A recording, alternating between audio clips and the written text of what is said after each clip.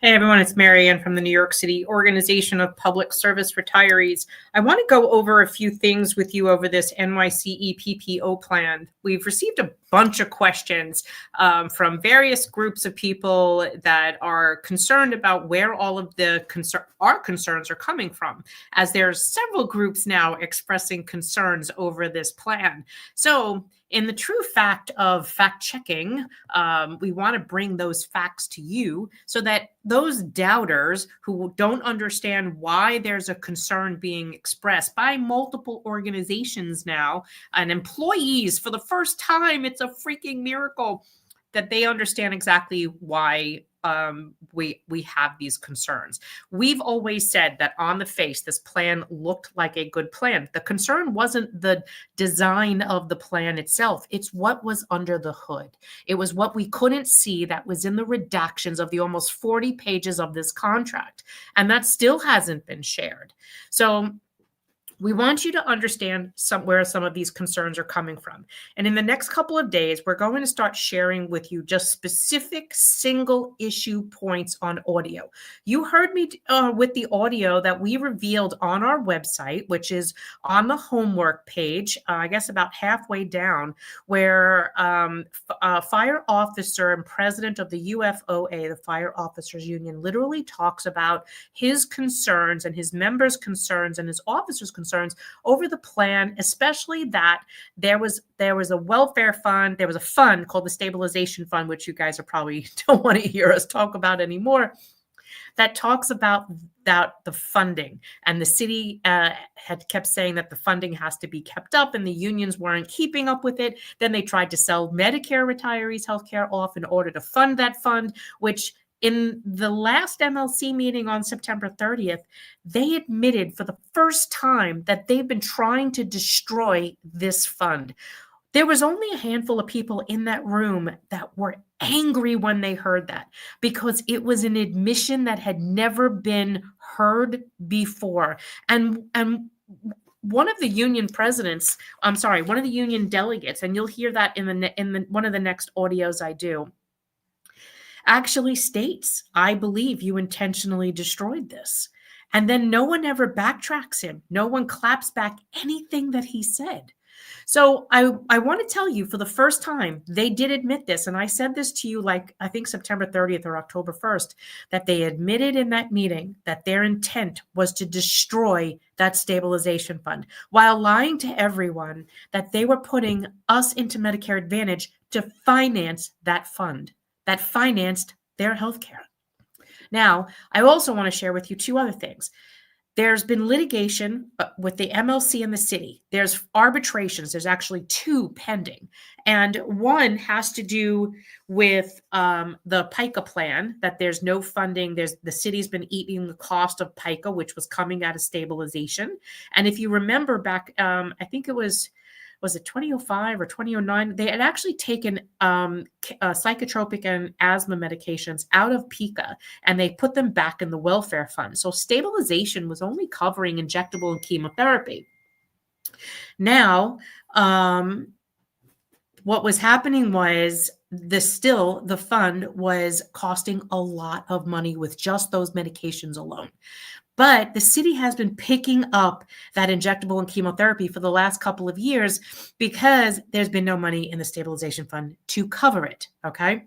Now, the other arbitration has to do with the 2014 and 2018 MLC agreements. And if you remember, the 14 agreement was to give the United Federation of Teachers, UFT, the $1 billion to give to the city, and then gave every one of the unions in the MLC that agreed to this monies for their welfare funds. That was the quid pro quo. You give us this $1 billion to do our contract, and then we will give all these other unions a little bit of money for their welfare funds. How no one saw that was an attempt to drain the fund, knowing that the fund was going to have less and less money in it every time they used it. No one caught on to this. And then in 2018, it was Henry Garrido's turn, DC 37. He does the 2018 deal. And then that year, that MLC agreement, recurring savings $600 million, and of course the 2014 deal, recurring savings of $1 billion under Michael Mulgrew, is what was draining everything. And that they couldn't keep up with the savings, that the savings weren't being met. So now the city is saying, you didn't meet your agreements. The 14 and 18 agreements are over. You haven't shown us the recurring savings. We want our money. And that was actually turning into $4.8 billion. So now if I'm telling you that the city and the MLC have two cases that are concurrent on arbitration, one over the 14-18 agreement not being met, the other over the PICA plan, what kind of pressure do you think the unions were under in the Municipal Labor Committee's leadership to come up with cash to fund this agreement, or they were end up going to have to pay? So in one of the audios you will hear soon, you will hear the tripartite labor chair, Alan Klinger, literally tell the members, we had to do this deal, this NYCE PPO, because if we didn't, the city was forcing us to arbitration over the 14-18 deal that they allege failed to meet the savings benchmarks, and the PICA arbitration. And we would have had to, the unions would have had to pay up to that $4.8 billion. Where do you think that money was coming from? You guys. Each and every one of you. They were going to have to assess costs or raise dues or both in order to make that money come, because the unions don't have $4.8 billion. So I want to show you that there really is litigation between the city and the MLC, and that the city is claiming that the unions owe it. And I want you to see that right here. All right, right here, number 24. To date, the MLC owes $4.8 billion due to its breach of the recurring savings obligations of the HBA's health benefit agreements. Prospectively, the damage resulting from the MLC's breach of the health benefit agreements to over $1 billion per year. Now, they're telling you right here that they are owed. The city says it's owed $4.8 billion. This is literally from the court's website. So if you go up to the New York State Court electronic filing system, NYCEF, and you put in Municipal Labor Committee, sort it by date to most recent, you will see this case. So that's why this is important. This document is, let's see, document number 30, and it was literally filed May 16th of 2025. And just in case you guys don't believe me, let me come back up here. You literally see this here says document number 30, filed May 16th, and that this is the matter of the Municipal Labor Committee by its chair, Harry Nispoli, against the city of New York. So I'm not kidding you when I'm telling you that the MLC agreements from 09, from 14, from 18 have all accumulated a debt that the city is saying that they did not meet. Now, if you were a smart person, you would say, geez, what the hell's wrong with them? I mean, there's like, they've got really bad odds. Like this wouldn't even fly in Las Vegas. They did an 09 agreement. They did a 14 agreement. They did an 18 agreement. They failed at 03. What the hell are you telling me they're doing a fourth one and I'm supposed to get behind this? Now, I'm also telling you that the stabilization fund also paid the welfare fund benefits for the widows, widowers, and children who lost their loved one in the line of duty. The cost to that, $3 million. That's it. $3 million a year. It is a pittance among like a $6 billion healthcare plan. But this is what angered many of the uniform unions, because they were now being told, we're not covering this. And I'm so sorry that you're a person, actually, they weren't even nice about it. The MLC letter was really nasty, that they weren't going to pay this and they had no obligation, even though that person's loved one died in the line of duty serving the city of New York. They didn't care. And the unions, because many of them are small, and there's also a lot of people now this is covering, not just from 9/11, but from all line of duty incidences and their children's. And remember, these plans are supposed to, welfare fund plans are supposed to cover these people, their young ones, until they're 26 years old. You remember when a lot of people have died in the line of duty, they had babies. So this is going to be a long-term plan. This is not something the unions can afford, which is why it came out of this fund and why it was important to protect it. So I've now told you the $1 billion is in this plan. It is. And yet you have no details of where those agreements are going to, where that savings is supposed to be dedicated, what's going to happen if it doesn't come to fruition. You see the result right now from this court case and then the other one that talks about the unions owing the city because their savings agreements, HBAs, failed to yield what they said they would. And every time they said, and this agreement is projected to save blah, blah, blah. And they're doing it again. Alan Klinger in the meeting on September 30th, and the projections are looking like we'll save more than what they're projecting. Really? Because you said that 3 times before already. And why no one's calling them out on this, I just don't know. So I talked about the $1 billion built into this, that you don't know what will happen if those savings aren't met. What are the triggers and where is it coming from? Is it going to be more prior authorizations to delay and deny care? Is it going to be in the form of a copay? Is it going to be in the form of a deductible? Now, many retirees that are under 65, non-Medicare on this, that would be on this plan in Florida, have been reaching out to us saying, well, right now we're paying about $3,000 a month for Aetna. Who gives a shit? Really? Well, let me tell you. We have retirees that were told that they would have a $15 copay. Those $15 copay per visit have now turned into a maximum of up to about $65 a visit, between office visit, radiology, blood work, doctors reading the radiology, facility charges. They can't afford this. Many of them are in debt up to their eyeballs because they can't pay the copays. Now, those are $15. You probably won't see anything in this plan till well past the 12th month. So after the first year, between years 2 and 5. And then what will happen? If they're not reaching their benchmarks, you will end up paying. There's got to be a trigger somewhere that will raise a deductible, raise a copay. And that copay could be $15, $20 today, but year 2, 3, or 4, I bet you that copay will go up to 30, 40, or 50 bucks. And then your deductible will be increased because they're not meeting the benchmark. And then, of course, the other trigger is that the insurance companies had to put up a percentage, like 60% of their fee, to make sure the benchmarks are met. You really think an insurance company is going to want to lose 60% of their fee? No. They're going to make sure they keep their money, and then in order to make up the savings to the city, you will be paying, because every time the Municipal Labor Committee tried to do something in the past, they were implementing another copay, which is why HIP and GHI both had the copays that they did, which was primarily urged at the pressure of the United Federation of Teachers, Michael Mulgrew.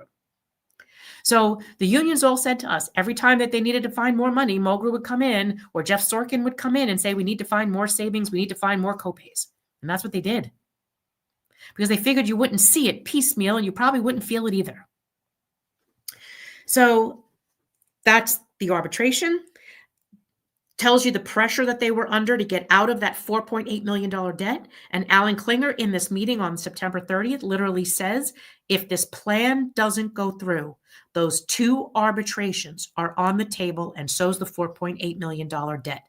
They did the same thing in pushing this plan through that they did with Medicare Advantage. We have to do this to fund the stabilization fund. It's the same mistake. It's the same fear-mongering. Meanwhile, you have a group of retirees that are living nationwide without having a network doctor, and they're constantly out of network or don't go without care, or they come back to New York for it.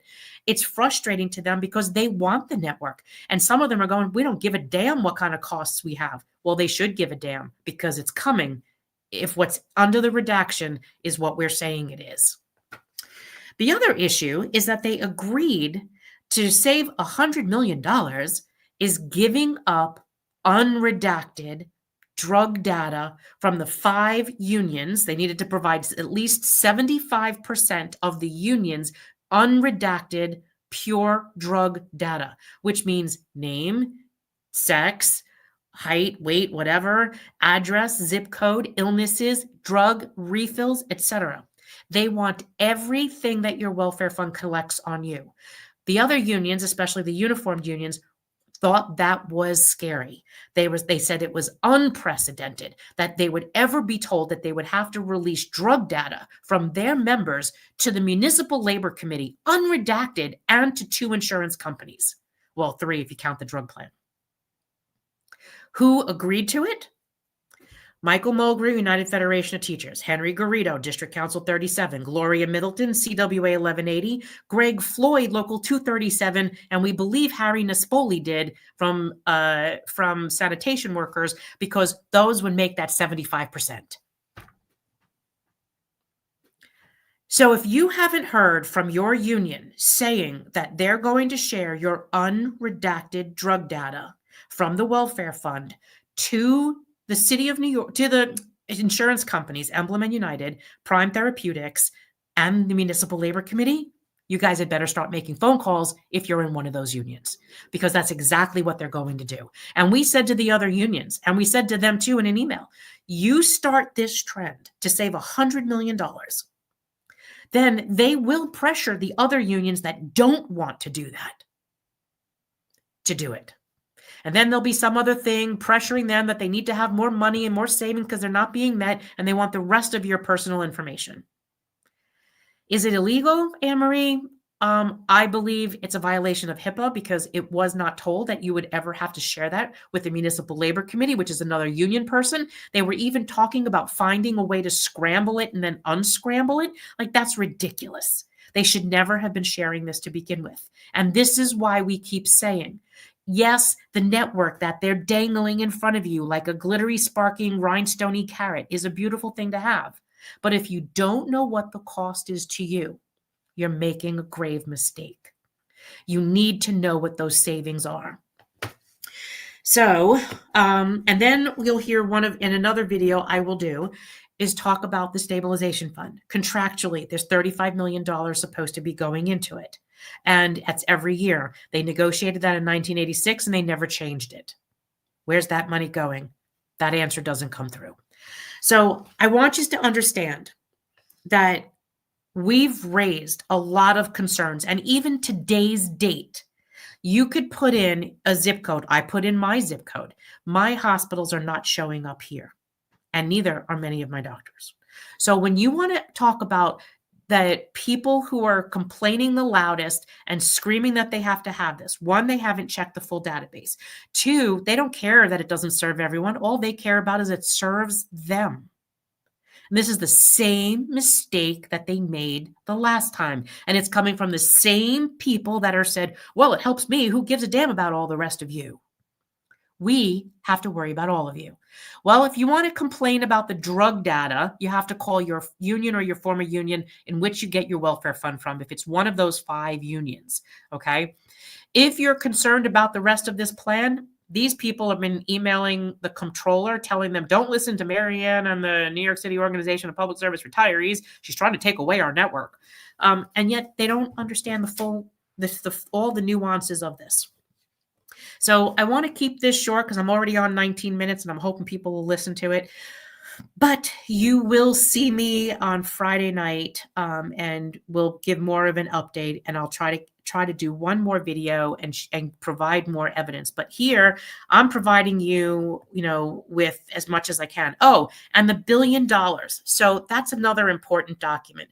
Let's talk about the $1 billion really quickly.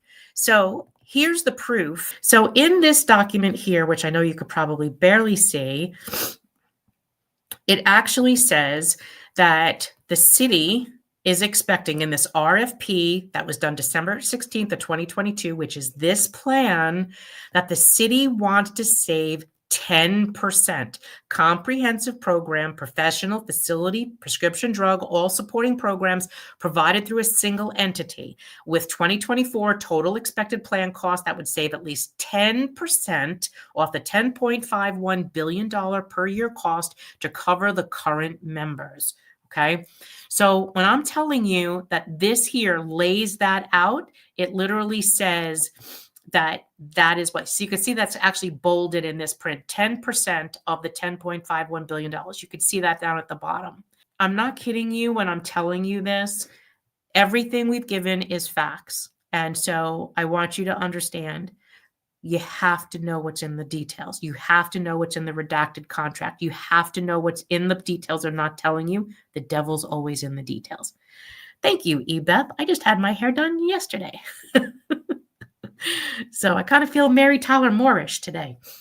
All right. So I love you guys. I've had a really long day, back-to-back meetings, and I am exhausted. I love you. Have a great night. Share this video with all of your active worker friends. They need to know what's in the details. I haven't said, our board hasn't said, our attorneys haven't said we are filing a lawsuit. We've said we're exploring all of our options and we're trying to see what we have the power to fix. And of course, the people who have the most power in this to fight back is the active workers, because healthcare is a mandatory subject of bargaining. They haven't seen the contract. They didn't vote on it. Their leadership barely even had an opportunity to bring the contract back to their membership. And look, the United Federation of Teachers Healthcare Committee voted to support this plan on August 28th without seeing the contract. And then they reviewed it for 2 hours in their union hall, unlike any other union, because they did not have that ability. The UFT reviewed it a month later in their union hall for 2 hours. They don't know what they don't know. And this is what we want you to know, what they didn't even ask about.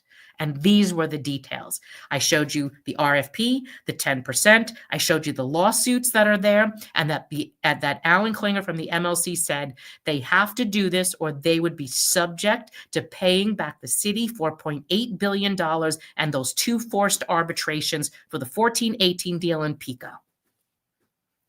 Where's my mic drop? There you go. I'm out. Have a great night, guys. See you Friday. Ciao.